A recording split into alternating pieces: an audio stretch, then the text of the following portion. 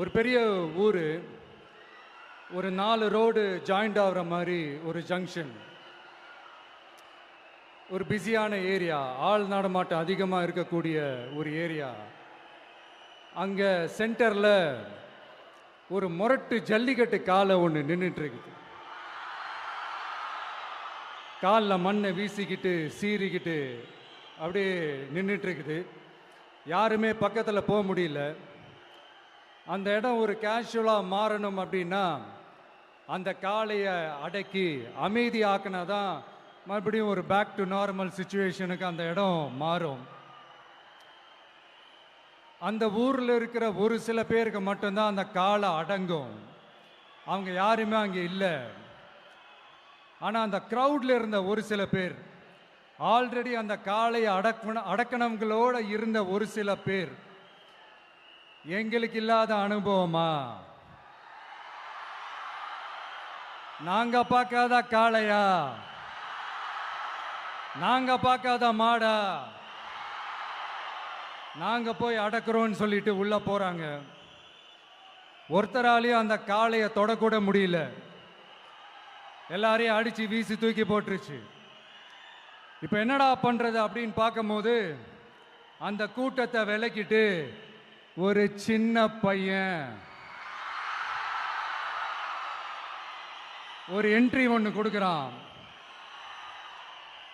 உங்களுக்கு தான் தெரியும்ல, டேய் எங்களாலே முடியல,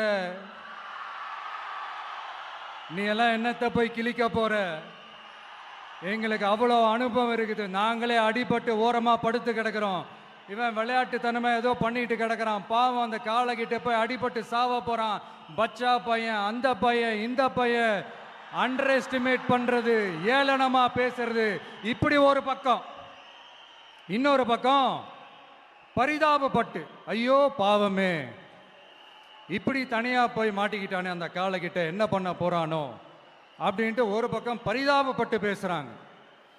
அந்த சின்ன பையன் எதுவுமே காதலையே போட்டுக்காம 2 பாக்கெட்லையும் கையை விட்டுக்கிட்டு ஸ்டைலா கெத்தா தில்லா அப்படியே உள்ள போறான். ஒரு ஸ்டெப் எடுத்து வைக்கிறான், அந்த கால் அப்படியே சீறிக்கிட்டே நின்றுட்டு இருக்குது. இன்னொரு ஸ்டெப் எடுத்து வைக்கிறான், கால் அப்படியே சீறிக்கிட்டே முன்னாடி வருது. மக்கள் எல்லாரும் பதட்டத்தோடு அப்படியே பார்த்துட்டு இருக்கிறாங்க.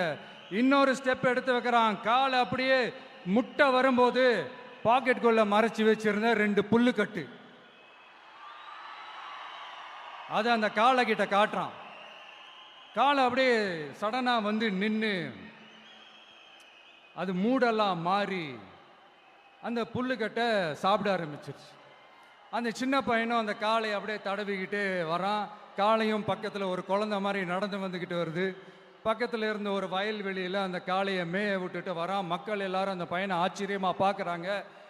அந்த அடிபட்டு கிடந்த அந்த அனுபவசாலிங்க தலையை தொங்க போட்டு நின்றுட்டு இருக்கிறாங்க. ஏன்னா பேசின பேச்சு அப்படி. வாய் இருக்குன்றதுக்காக நக்கலுமா நையாண்டியுமா நச நச நச நசன் ஒரே பேச்சு. என்ன பண்றது, தலையை குனிஞ்சு அப்படியே நின்றுட்டு இருக்கிறாங்க. அங்க ஒரு பெரியவர் வர்றார். வந்து அந்த பையன்கிட்ட கேட்கிறாரு, எப்படிப்பா இப்படி ஒரு முரட்டு காலை சீறிட்டு நின்றுட்டு இருந்தது, எப்படி அந்த காளையை அடக்கின அப்படின்னு கேட்டதுக்கு அந்த பையன் சொல்றான், ஐயா எனக்கு அந்த காளையை பார்த்தா கோபமா இருந்த மாதிரிலாம் எனக்கு தெரியல, அந்த காலை பசியோடு இருந்த மாதிரி இருந்தது. அதனால தான் அந்த புல்லுக்கட்டை காமிச்சவொடனே ஓகே நமக்கு தேவையானது கிடச்சிருச்சு அப்படின்னோடனே அந்த புல்லுக்கட்டை சாப்பிட்டுட்டு நம்மளோட அப்படியே ஜாலியாக வாக்கிங் வந்துருச்சு அப்படின்னு சொன்னான். இதை கேட்ட அந்த பெரியவர் சொன்னாராம், இந்த சின்னவங்க பெரியவங்க, அனுபவம் இருக்கிறவங்க அனுபவம் இல்லாதவங்க இதெல்லாம் விஷயமே கிடையாது.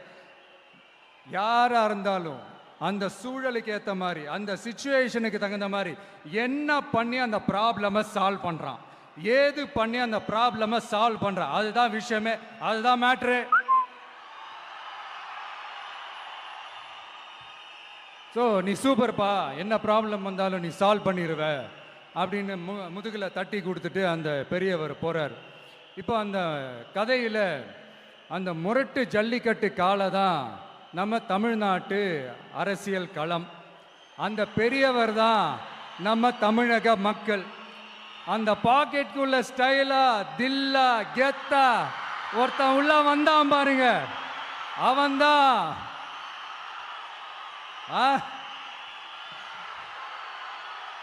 நான் இல்லைங்க, நான் இல்லை, நானு நீங்க நாம எல்லாருமா சேர்ந்து மாபெரும் மக்கள் சக்தியா இருக்கக்கூடிய நம்ம டிவிகே. அதுதான் அந்த சின்ன பையன்.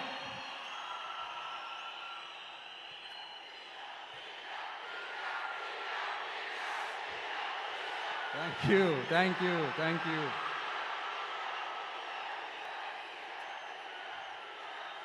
மக்களை நேசிக்கிற ஒரு நல்ல தலைமை இல்லாததுனால இத்தனை வருஷமா வேற வழி இல்லாம ஸ்டாலின் சார் கொடுத்த அந்த பொய்யான வாக்குறுதிகள் எல்லாத்தையும் நம்பி ஏமாந்த நம்ம மக்களுக்கு சரியான நேரத்தில் ஒரு வெகுஜன மக்கள் இயக்கமா வந்தது தான் நம்ம டிவிகே.